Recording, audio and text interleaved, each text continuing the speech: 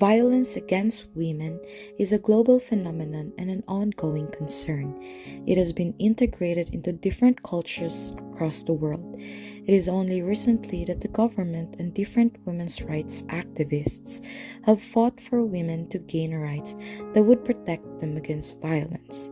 Unfortunately, many women still fall victim to these transgressions. The book that I will be talking about today also depicted the life of a victim of generational domestic abuse. We will be talking about their unpleasant experiences and how they overcame their nightmare, and how this story relates to real-life situations. Collen Hoover's It Ends With Us might seem like a typical romance story. It mainly talks about the protagonist, Lily Bloom's past, her upbringing in an abusive environment, her entry into an abusive relationship, and her escape from that relationship. Lily and her then husband Ryle met each other, fell in love, and got married shortly after.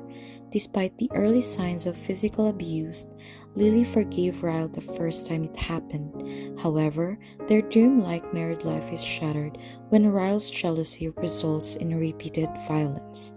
The abuse started when Lily got reconnected with her first love, Atlas. Lily assured Ryle that she no longer has feelings for Atlas, despite his infidelity allegations against her.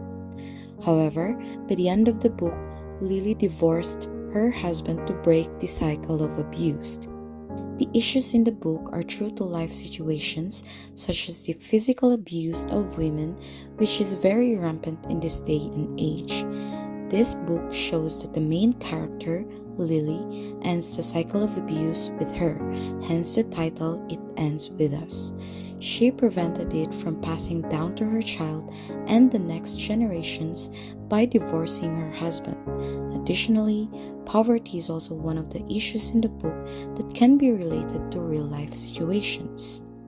Atlas, one of the characters in the story, was a homeless kid. He didn't have enough resources to be successful in life, but he persevered, looked for opportunities, and was able to rise from poverty, which is not easy and not all people can get away from. I asked someone close to me who have read the book about their thoughts on the story, and this was her response.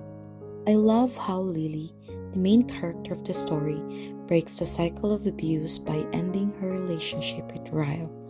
Ryle is the husband of Lily who repeatedly abused her physically, which is also similar to the experience she encountered in her family growing up. She saw how her mom was being domestically abused by her father, and I was amazed by the courage she had to end her marriage for herself and her daughter. The book was written in a manner that the reader could easily understand the flow of the story, and it was very descriptive and detail-oriented that as a reader, I could easily create vivid pictures in my head. The characters in the book have developed and evolved throughout the story.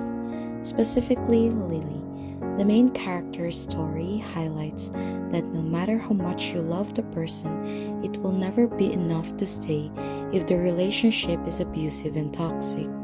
You need to choose and love yourself enough to decide when to leave and protect your loved ones. Moreover, this book also emphasizes that no matter what you have been through in life, no matter how difficult it is, you just need to keep going, and eventually you'll be able to survive. Finally, as an Atenean, it has ignited in me the value of cura personalis, or care for the entire person. Although both Ryle and Lily's father was physically and financially providing for her, they failed to provide what she needed the most, her psychological needs. You cannot only take care of a person in certain aspects, because that would be neglecting their other needs. I know that the author of this book is a bit controversial because of the issue that she glorifies violence against women in all of her works, but let us separate her controversy from what the book intends to convey. It's about choosing to end the cycle of violence because violence is never the answer.